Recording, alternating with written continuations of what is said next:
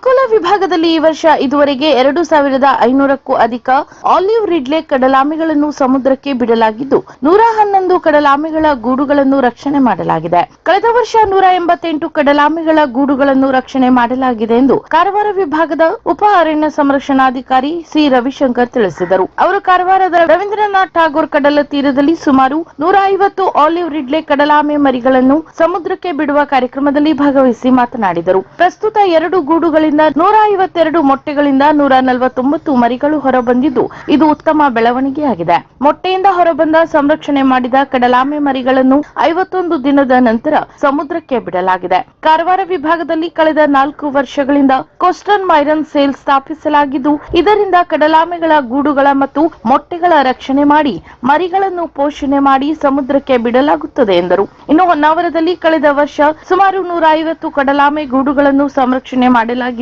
ಈ ವರ್ಷ ಕೂಡ ಅಲ್ಲಿ ಸುಮಾರು 200 ಗೂಡುಗಳನ್ನು ರಕ್ಷಣೆ ಮಾಡಲಾಗಿದೆ. ಪ್ರತಿ ವರ್ಷ ಕಾರವಾರ ಮತ್ತು ಹೊನ್ನಾವರದಲ್ಲಿ ಪ್ರತ್ಯೇಕವಾಗಿ ಸುಮಾರು 10,000 ಕಡಲಾಮೆ ಮೊಟ್ಟೆಗಳನ್ನು ರಕ್ಷಣೆ ಮಾಡಿ ಹೊರಬಂದ ಮರಿಗಳನ್ನು ಸಮುದ್ರಕ್ಕೆ ಬಿಡಲಾಗುತ್ತಿದೆ ಎಂದರು. ಇನ್ನು ಸಮುದ್ರ ತೀರದಲ್ಲಿ ಕಡಲಾಮೆಗಳ ಮೊಟ್ಟೆಗಳು ಇರುವುದು ಕಂಡು ಬಂದರೆ ಈ ಗೂಡುಗಳ ಬಗ್ಗೆ ಅರಣ್ಯ ಇಲಾಖೆಗೆ ಮಾಹಿತಿ ನೀಡಿದವರಿಗೆ ಹಾಗೂ ತಂದುಕೊಟ್ಟವರಿಗೆ 1,000 ರೂಪಾಯಿ ಪ್ರೋತ್ಸಾಹ ಧನವನ್ನು ನೀಡಲಾಗುತ್ತಿದ್ದು ಇದುವರೆಗೆ 1 ಲಕ್ಷಕ್ಕೂ ಅಧಿಕ ಮೊತ್ತದ ಪ್ರೋತ್ಸಾಹ ಧನವನ್ನು ನೀಡಲಾಗಿದೆ ಎಂದರು. ಈ ಒಂದು ಕಾರ್ಯಕ್ರಮದಲ್ಲಿ ಜಿಲ್ಲಾ ವಾರ್ತಾಧಿಕಾರಿ ಬಿ ಶಿವಕುಮಾರ್, ಕಾರವಾರ ವಿಭಾಗದ ಸಹಾಯಕ ಅರಣ್ಯ ಸಂರಕ್ಷಣಾಧಿಕಾರಿ ಕೆಡಿ ನಾಯಕ್, ವಲಯ ಅರಣ್ಯಾಧಿಕಾರಿ ಕಿರಣ್ ಮನೋ ಆಚಾರ್ಯ ಮತ್ತು ಸಾರ್ವಜನಿಕರು ಸೇರಿದಂತೆ ವಿವಿಧ ಸ್ವಯಂ ಸೇವಾ ಸಂಸ್ಥೆಗಳ ಪ್ರತಿನಿಧಿಗಳು ಭಾಗವಹಿಸಿದ್ದರು. ಜೀವನದಲ್ಲಿ ದೃಷ್ಟಿಗೆ ಸಾಕಷ್ಟು ಮಹತ್ವವಿದೆ. ಬಡತನವು ಉತ್ತಮ ದೃಷ್ಟಿಗೆ ತೊಡಕಾಗಬಾರದು ಎಂಬ ಉದ್ದೇಶದಿಂದ ಆಶಾಕಿರಣ ಯೋಜನೆ ಜಾರಿಗೊಳಿಸಲಾಗಿದೆ ಎಂದು ಶಾಸಕ ಭೀಮಣ್ಣ ನಾಯ್ಕ್ ತಿಳಿಸಿದರು. ಶಿರಸಿನಗರದ ಭಾರತ ಸೇವಾದಳ ಕಚೇರಿಯಲ್ಲಿ ಶನಿವಾರ ಆಶಾಕಿರಣ ಯೋಜನೆ ಫಲಾನುಭವಿಗಳಿಗೆ ಉಚಿತ ಕನ್ನಡಕ ವಿತರಿಸಿ ಮಾತನಾಡಿದ ಅವರು, ಕಣ್ಣಿನ ಆರೋಗ್ಯ ಸೇವೆಗಳ ಲಭ್ಯತೆಯ ಅಂತರವನ್ನು ಕಡಿಮೆ ಮಾಡುವ ನಿಟ್ಟಿನಲ್ಲಿ ಆಶಾಕಿರಣ ಯೋಜನೆ ಒಂದು ಪ್ರಮುಖ ಹೆಜ್ಜೆಯಾಗಿದೆ. ಆರೋಗ್ಯ ಸಿಬ್ಬಂದಿ, ಆಶಾ ಕಾರ್ಯಕರ್ತೆಯರು ಮನೆ ಮನೆಗಳಿಗೆ ಭೇಟಿ ನೀಡಿ ಎಲ್ಲಾ ವಯೋಮಾನದವರಿಗೆ ಪ್ರಾಥಮಿಕ ಹಂತದ ಕಣ್ಣಿನ ತಪಾಸಣೆ ನಡೆಸಿ ಈ ವೇಳೆ ಕಣ್ಣಿನ ತೊಂದರೆ ಇದ್ದವರನ್ನು ದ್ವಿತೀಯ ಹಂತದ ತಪಾಸಣೆಗೆ ಪ್ರಾಥಮಿಕ ಆರೋಗ್ಯ ಕೇಂದ್ರಕ್ಕೆ ಕಳುಹಿಸಲಾಗಿತ್ತು. ಇನ್ನು ಪ್ರಾಥಮಿಕ ಆರೋಗ್ಯ ಕೇಂದ್ರದಲ್ಲಿ ನೇತ್ರ ವೈದ್ಯರು ಪರೀಕ್ಷಿಸಿ ಕನ್ನಡಕಗಳ ಅಗತ್ಯ ಇರುವವರಿಗೆ ಅವರ ದೃಷ್ಟಿ ದೋಷದ ಪ್ರಕಾರ ಕನ್ನಡಕಗಳನ್ನು ಯೋಜನೆಯಡಿ ಉಚಿತವಾಗಿ ವಿತರಿಸಿದ್ದಾರೆ. ಸರ್ಕಾರದ ಇಂತಹ ಯೋಜನೆಗಳ ಸದುಪಯೋಗ ಜನರು ಪಡೆಯಬೇಕು ಎಂದರು. ಇನ್ನು ಸರ್ಕಾರದ ಕಾರ್ಯಕ್ರಮಗಳು ಜನಪರ ಕಾರ್ಯಕ್ರಮ ಆಗಬೇಕಿದೆ. ಅಧಿಕಾರಿಗಳು ಈ ನಿಟ್ಟಿನಲ್ಲಿ ಆದ್ಯತೆ ನೀಡಬೇಕೆಂದು ತಿಳಿಸಿದರು. ಈ ವೇಳೆ ನಗರಸಭಾ ಅಧ್ಯಕ್ಷೆ ಶರ್ಮಿಳಾ ಮಾತನ್ಗೆರೆ ಮಾತನಾಡಿ, ಸರ್ಕಾರದಿಂದ ಬಡವರಿಗೆ ಹೆಚ್ಚಿನ ಸೌಲಭ್ಯ ಕಲ್ಪಿಸಲಾಗುತ್ತಿದೆ. ಅರ್ಹರು ಅದರ ಪ್ರಯೋಜನ ಪಡೆದು ಆರ್ಥಿಕವಾಗಿ ಗಟ್ಟಿಯಾಗಬೇಕು ಎಂದರು. ಇನ್ನು ಈ ವೇಳೆ ತಾಲೂಕಾ ಆರೋಗ್ಯಾಧಿಕಾರಿ ಡಾಕ್ಟರ್ ವಿನಾಯಕ್ ಭಟ್, ಪಂಡಿತ್ ಆಸ್ಪತ್ರೆ ವೈದ್ಯಾಧಿಕಾರಿ ಡಾಕ್ಟರ್ ನೇತ್ರಾವತಿ, ಬಿಇಒ ನಾಗರಾಜ್ ನಾಯ್ಕ್, ಭಾರತ ಸೇವಾದಳದ ಕೆಎನ್ ಹೊಸ್ಮನಿ, ಪ್ರದೀಪ್ ಶೆಟ್ಟಿ, ಸುರೇಶ್ ಚಂದ್ರ ಹೆಗಡೆ ಸೇರಿದಂತೆ ಇನ್ನಿತರರು ಹಾಜರಿದ್ದರು. ಹೆಸ್ಕಾಂ ಕುಮಟಾ ವಿಭಾಗದ ಗೋಕರ್ಣ 33 ಕೆವಿ ಉಪಕೇಂದ್ರದಲ್ಲಿ ತುರ್ತು ನಿರ್ವಹಣಾ ಕಾರ್ಯವಿರುವುದರಿಂದ ಗೋಕರ್ಣ ಶಾಲೆಯ ವ್ಯಾಪ್ತಿಯ ಮಾದನಗಿರಿ, ಗೋಕರ್ಣ, ತದಡಿ, ಬಂಕಿಕೊಡ್ಲ, ಗಂಗಾವಳಿ, ಬೀಜೂರು, ಓಂಬಿಟ್ ಮಾರ್ಗದಲ್ಲಿ ಬುಧವಾರದ ಬದಲಾಗಿ ಮಾರ್ಚ್ 18ರ ಬೆಳಗ್ಗೆ 10 ಗಂಟೆಯಿಂದ ಸಂಜೆ 3 ಗಂಟೆಯವರೆಗೆ ವಿದ್ಯುತ್ ವ್ಯತ್ಯಯವಾಗಲಿದೆ. ಗ್ರಾಹಕರು ಸಹಕರಿಸುವಂತೆ ಕುಮಟಾದ ಹೆಸ್ಕಾಂ ಸಹಾಯಕ ಕಾರ್ಯನಿರ್ವಾಹಕ ಇಂಜಿನಿಯರ್ ಅವರು ಪ್ರಕಟಣೆಯಲ್ಲಿ ತಿಳಿಸಿದ್ದಾರೆ. ಮಹಿಳೆಯರಿಗೆ ಅವಕಾಶ ಬೇಕು. ಸಿಕ್ಕ ಅವಕಾಶಗಳನ್ನು ಸಮರ್ಥವಾಗಿ ಮಹಿಳೆ ನಿಭಾಯಿಸುತ್ತಿದ್ದಾಳೆ. ಹೋರಾಟದಿಂದ ಎಲ್ಲವೂ ಸಾಧ್ಯ.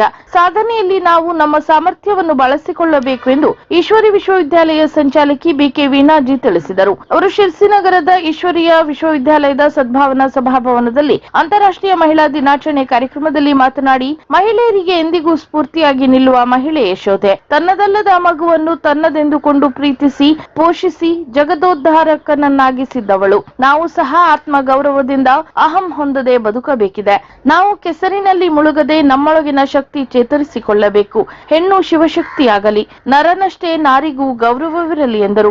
ಹಿರಿಯ ಸಾಹಿತಿ ಭಾಗೀರಥಿ ಹೆಗಡೆ ಅವರು ಮಾತನಾಡಿ, ಶ್ರದ್ಧೆ, ಪರಿಶ್ರಮ, ತಾಳ್ಮೆ ಇದ್ದಾಗ ಮಾತ್ರ ಎಲ್ಲವೂ ಸಾಧ್ಯ. ಅದು ನಮ್ಮ ಜೀವನದಲ್ಲಿ ಅಳವಡಿಕೆಯಾಗಬೇಕು ಎಂದರು. ಈ ವೇಳೆ ಸ್ಕಾಡ್ವೇ ಸಂಸ್ಥೆ, ಸರಸ್ವತಿ ಎನ್ ರವಿ, ಸುಮಾ ಹೆಗಡೆ ಗಡಿಗೆಹೊಳೆ, ವಿನುತಾ ಹೆಗಡೆ ಸೇರಿದಂತೆ ಪೊಲೀಸ್ ಇಲಾಖೆ, ಸಮಾಜ ಸೇವೆ, ಪೋಸ್ಟ್ ಆಫೀಸ್, ನ್ಯಾಯವಾದಿಗಳು, ಸಿಎ, ದಾದಿ ಹೀಗೆ ಹಲವು ಕ್ಷೇತ್ರದಲ್ಲಿ ಸಾಧನೆ ಮಾಡಿದ ಮಹಿಳೆಯರನ್ನು ಇದೇ ವೇಳೆ ಸನ್ಮಾನಿಸಿ ಗೌರವಿಸಲಾಯಿತು. ಶಿರಸಿ ನಗರ ಪ್ರದೇಶದ ಅಂಚಿನಲ್ಲಿರುವ ತಾಲೂಕಿನ ಹುತ್ತಗಾರ ಗ್ರಾಮ ಪಂಚಾಯಿತಿ ವ್ಯಾಪ್ತಿಯಲ್ಲಿ ನೂತನ ಘನತ್ಯಾಜ್ಯ ವಿಲೇವಾರಿ ಘಟಕ ಆರಂಭವಾಗಿದ್ದು ಶಾಸಕ ಭೀಮಣ್ಣ ನಾಯ್ಕ ಶನಿವಾರ ಉದ್ಘಾಟಿಸಿದರು. ಬಳಿಕ ಮಾತನಾಡಿದ ಶಾಸಕ ಭೀಮಣ್ಣ ನಾಯ್ಕ ಅವರು ಗ್ರಾಮ ಪಂಚಾಯಿತಿ ಮಟ್ಟದಲ್ಲಿ ಹಸಿ ತ್ಯಾಜ್ಯದ ಸಂಸ್ಕರಣೆ ಮೌಲ್ಯವರ್ಧನೆ ಮಾಡಲು ಚಿಂತನೆ ನಡೆಯಬೇಕು. ತ್ಯಾಜ್ಯ ಮುಕ್ತ ಗ್ರಾಮ ಪಂಚಾಯಿತಿ ನಮ್ಮ ಗುರಿಯಾಗಿದೆ. ಸ್ವಚ್ಛ ಗ್ರಾಮ ನಿರ್ಮಾಣ ಕಷ್ಟವಾದರೂ ಎಲ್ಲರ ಸಹಕಾರದಿಂದ ಸಾಧ್ಯವಾಗಿಸಬೇಕು ಎಂದರು. ಇನ್ನು 5 ಲಕ್ಷ ರೂಪಾಯಿ ವೆಚ್ಚದಲ್ಲಿ ಕಟ್ಟಡ ನಿರ್ಮಿಸಲಾಗಿದೆ. ಪ್ರತಿ ಮನೆಯವರು ಘಟಕದ ಪ್ರಯೋಜನ ಪಡೆಯಬೇಕು. ಹಸಿ ಕಸ ಒಣ ಕಸ ವಿಂಗಡಿಸಿ ನೀಡುವ ಕೆಲಸವಾಗಬೇಕು ಎಂದ ಅವರು ಹಸಿ ಕಸದಿಂದ ತಯಾರಿಸುವ ಸಾವಯವ ಗೊಬ್ಬರಕ್ಕೆ ಸಾಕಷ್ಟು ಬೇಡಿಕೆ ಇದೆ. ಈ ಬಗ್ಗೆ ಪಂಚಾಯಿತಿಗಳು ಚಿಂತಿಸುವ ಅಗತ್ಯವಿದೆ ಎಂದರು. ಇನ್ನು ಗ್ರಾಮೀಣ ಭಾಗಗಳಲ್ಲಿ ತಾತ್ಕಾಲಿಕ ನೀರಿನ ಸೌಲಭ್ಯಗಳ ಬದಲು ಶಾಶ್ವತವಾಗಿ ಕುಡಿಯುವ ನೀರಿನ ವ್ಯವಸ್ಥೆ ಆಗಬೇಕು. ಹಾಗಾದಾಗ ಮಾತ್ರ ಜನತೆಗೆ ಅನುಕೂಲ ಆಗಲಿದೆ. ಈ ನಿಟ್ಟಿನಲ್ಲಿ ಸರ್ಕಾರ ಸೌಲಭ್ಯ ಕಲ್ಪಿಸುತ್ತಿದೆ ಎಂದು ತಿಳಿಸಿದರು. ಇನ್ನು ಗ್ರಾಮ ಪಂಚಾಯಿತಿ ಅಧ್ಯಕ್ಷ ಶ್ರೀಧರ್ ನಾಯ್ಕ್, ಉಪಾಧ್ಯಕ್ಷೆ ಶೋಭಾ ನಾಯ್ಕ್, ನಗರ ಯೋಜನಾ ಪ್ರಾಧಿಕಾರದ ಅಧ್ಯಕ್ಷ ಜಗದೀಶ್ ಗೌಡ, ಪ್ರಮುಖರಾದ ಪ್ರದೀಪ್ ಶೆಟ್ಟಿ ಸೇರಿದಂತೆ ಇನ್ನಿತರರು ಹಾಜರಿದ್ದರು. ಯಲ್ಲಾಪುರ ತಾಲೂಕಿನ ಸರ್ಕಾರಿ ಆಸ್ಪತ್ರೆಯಲ್ಲಿ ಕರ್ತವ್ಯ ನಿರತ ವೈದ್ಯರು ಹಾಗೂ ಸಿಬ್ಬಂದಿಗಳ ಮೇಲೆ ಅವ್ಯಾಚ್ಯ ಶಬ್ದಗಳಿಂದ ನಿಂದನೆ ಹಾಗೂ ಹಲ್ಲೆಗೆ ಪ್ರಯತ್ನಿಸಿದ ಮಹಿಳೆಯ ಮೇಲೆ ಪೊಲೀಸ್ ಠಾಣೆಯಲ್ಲಿ ದೂರು ದಾಖಲಾದ ಘಟನೆ ನಡೆದಿದೆ. ರಾತ್ರಿ ವೇಳೆ ಸುಮಾರು 9:15ಕ್ಕೆ ಆಸ್ಪತ್ರೆಯ ತುರ್ತು ಚಿಕಿತ್ಸೆ ವಿಭಾಗಕ್ಕೆ ಉಸಿರಾಟದ ತೊಂದರೆಯಾಗಿ ಚಿಕಿತ್ಸೆಗೆ ಬಂದ ರೋಗಿಯ ಸಿಬ್ಬಂದಿಗಳಾದ ಶ್ರೀಮತಿ ಲಿಲ್ಲಿ ಸಿದ್ದಿ ಸೋಲಾರ್ ಜಡ್ಡಿ ಇವರು ಕಾರಣವಿಲ್ಲದೆ ಕರ್ತವ್ಯ ನಿರತ ಸುಶ್ರುತ ಅಧಿಕಾರಿಗಳು ಹಾಗೂ ಭದ್ರತಾ ಸಿಬ್ಬಂದಿಗಳ ಮೇಲೆ ಜೋರಾಗಿ ಕೂಗಾಡಿ ಅವ್ಯಾಚ್ಯ ಶಬ್ದಗಳಿಂದ ನಿಂದಿಸಿ ದೈಹಿಕವಾಗಿ ಹಲ್ಲೆ ನಡೆಸಿ ಅವರಿಗೆ ಹೊಡೆಯಲು ಹೋದ ಘಟನೆ ನಡೆದಿದೆ ಎನ್ನಲಾಗಿದೆ. ಕಳೆದ 6-8 ತಿಂಗಳಿನಿಂದ ಪೂರ್ಣಗೊಂಡಿದ್ದರೂ ಸಹ ಉದ್ಘಾಟನೆಗೊಳ್ಳದ ಶಿರಸಿಯ ನೂತನ ಬಸ್ ಸ್ಟ್ಯಾಂಡ್ಗೆ ಸಂಬಂಧಿಸಿ ಸಾರ್ವಜನಿಕರು, ರೈತರು, ವಿದ್ಯಾರ್ಥಿಗಳಿಂದ ಶಿರಸಿ ಬಸ್ ಸ್ಟ್ಯಾಂಡ್ ಉದ್ಘಾಟನೆಗೆ ವಿಳಂಬ ಖಂಡಿಸಿ ಮತ್ತು ಶೌಚಾಲಯ, ಕುಡಿಯುವ ನೀರು ವ್ಯವಸ್ಥೆಗೆ ಆಗ್ರಹಿಸಿ ಬೃಹತ್ ಪ್ರತಿಭಟನೆಯನ್ನು ಇದೇ ಬರುವ ಮಾರ್ಚ್ 18ರಂದು ಬೆಳಿಗ್ಗೆ 11:30ಕ್ಕೆ ಬಸ್ ಸ್ಟ್ಯಾಂಡ್ ಎದುರು ಹಮ್ಮಿಕೊಳ್ಳಲಾಗಿದೆ. ಹೆಚ್ಚಿನ ಸಂಖ್ಯೆಯಲ್ಲಿ ಸಾರ್ವಜನಿಕರು ಪಾಲ್ಗೊಳ್ಳಬೇಕು ಎಂದು ಸಾಮಾಜಿಕ ಹೋರಾಟಗಾರ ಅನಂತಮೂರ್ತಿ ಹೆಗಡೆ ಅವರು ತಿಳಿಸಿದ್ದಾರೆ.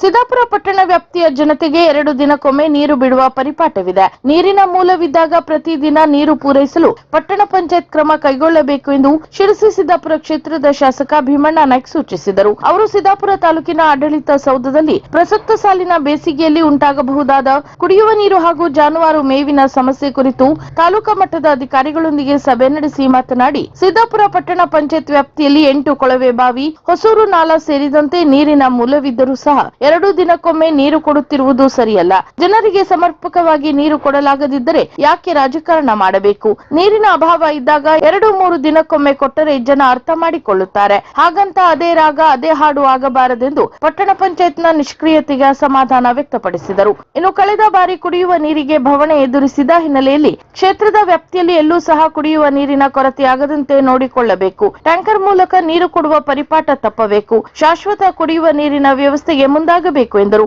ಈ ವೇಳೆ ತಾಲೂಕಾ ಗ್ಯಾರಂಟಿ ಅನುಷ್ಠಾನ ಸಮಿತಿ ಅಧ್ಯಕ್ಷ ಕೆಜಿ ನಾಗರಾಜ್, ತಾಲೂಕಾ ದಂಡಾಧಿಕಾರಿ ಎಂಆರ್ ಕುಲಕರ್ಣಿ, ತಾಲೂಕಾ ಪಂಚಾಯತ್ ಇಒ ದೇವರಾಜ್ ಹಿತ್ತಲಕೊಪ್ಪ, ಕ್ಷೇತ್ರ ಶಿಕ್ಷಣಾಧಿಕಾರಿ ಎಂಎಚ್ ನಾಯ್ಕ್, ಪಶುಸಂಗೋಪನಾ ಇಲಾಖೆ ವಿವೇಕಾನಂದ ಹೆಗಡೆ ಸೇರಿದಂತೆ ಮತ್ತಿತರರು ಹಾಜರಿದ್ದರು. ಯಾವುದೇ ದಾಖಲೆಗಳನ್ನು ಹೊಂದಿಲ್ಲದೆ ಅಕ್ರಮವಾಗಿ ಜಾನುವಾರು ಸಾಗಾಟ ಮಾಡುತ್ತಿದ್ದ ಆರೋಪಿಗಳನ್ನು 3 ಜಾನುವಾರು ಹಾಗೂ ವಾಹನ ಸಮೇತವಾಗಿ ಬಂಧಿಸಲಾಗಿದೆ. ಹಾವೇರಿಯ ತೋಟದ ಯಲ್ಲಾಪುರ ನಿವಾಸಿ ಬೀರಪ್ಪ ನಿಂಗಪ್ಪ ಹಾಗೂ ದೇವಿಗೆರೆಯ ಕೊಟ್ರೇಶೇಖಪ್ಪ ಹೊಳಲು ಬಂಧಿತ ಆರೋಪಿಗಳಾಗಿದ್ದಾರೆ. ಇವರು ಮಹೀಂದ್ರ ಬೊಲೆರೋ ಪಿಕಪ್ ವಾಹನದಲ್ಲಿ 1 ಎಮ್ಮೆ, 1 ಕೋಣದ ಕರು ಮತ್ತು 1 ಹೋರಿ ಕರು ಸೇರಿದಂತೆ ಒಟ್ಟು 3 ಜಾನುವಾರುಗಳನ್ನು ವಧೆ ಮಾಡುವ ಉದ್ದೇಶದಿಂದ ಅಕ್ರಮವಾಗಿ ಸಾಗಾಟ ಮಾಡಿಕೊಂಡು ಹಾವೇರಿ ಕಡೆಗೆ ತೆರಳುತ್ತಿರುವಾಗ ಶಿರಸಿ ನೀಲೇಕಣಿ ಹತ್ತಿರ ಪಿಎಸ್ಐ ನಾಗಪ್ಪ ಬಿ ಮತ್ತವರ ತಂಡದವರು ಕಾರ್ಯಾಚರಣೆ ನಡೆಸಿ ಆರೋಪಿಗಳನ್ನು ವಶಕ್ಕೆ ಪಡೆದುಕೊಂಡಿದ್ದಾರೆ. ಡಿವೈಎಸ್ಪಿ ಕೆಎಲ್ ಗಣೇಶ್ ಅವರ ಮಾರ್ಗದರ್ಶನ, ಸಿಪಿಐ ಶಶಿಕಾಂತ್ ವರ್ಮಾ ಇವರ ನೇತೃತ್ವದಲ್ಲಿ ನಡೆದ ಕಾರ್ಯಾಚರಣೆಯಾಗಿದೆ. ಕಳೆದ 6-8 ತಿಂಗಳಿನಿಂದ ಪೂರ್ಣಗೊಂಡಿದ್ದರೂ ಸಹ ಉದ್ಘಾಟನೆಗೊಳ್ಳದ ಶಿರಸಿಯ ನೂತನ ಬಸ್ ಸ್ಟ್ಯಾಂಡ್ಗೆ ಸಂಬಂಧಿಸಿ ಸಾರ್ವಜನಿಕರು, ರೈತರು, ವಿದ್ಯಾರ್ಥಿಗಳಿಂದ ಶಿರಸಿ ಬಸ್ ಸ್ಟ್ಯಾಂಡ್ ಉದ್ಘಾಟನೆಗೆ ವಿಳಂಬ ಖಂಡಿಸಿ ಮತ್ತು ಶೌಚಾಲಯ, ಕುಡಿಯುವ ನೀರು ವ್ಯವಸ್ಥೆಗೆ ಆಗ್ರಹಿಸಿ ಬೃಹತ್ ಪ್ರತಿಭಟನೆಯನ್ನು ಇದೇ ಬರುವ ಮಾರ್ಚ್ 18ರಂದು ಬೆಳಿಗ್ಗೆ 11:30ಕ್ಕೆ ಬಸ್ ಸ್ಟ್ಯಾಂಡ್ ಎದುರು ಹಮ್ಮಿಕೊಳ್ಳಲಾಗಿದೆ. ಹೆಚ್ಚಿನ ಸಂಖ್ಯೆಯಲ್ಲಿ ಸಾರ್ವಜನಿಕರು ಪಾಲ್ಗೊಳ್ಳಬೇಕು ಎಂದು ಸಾಮಾಜಿಕ ಹೋರಾಟಗಾರ ಅನಂತಮೂರ್ತಿ ಹೆಗಡೆ ಅವರು ತಿಳಿಸಿದ್ದಾರೆ.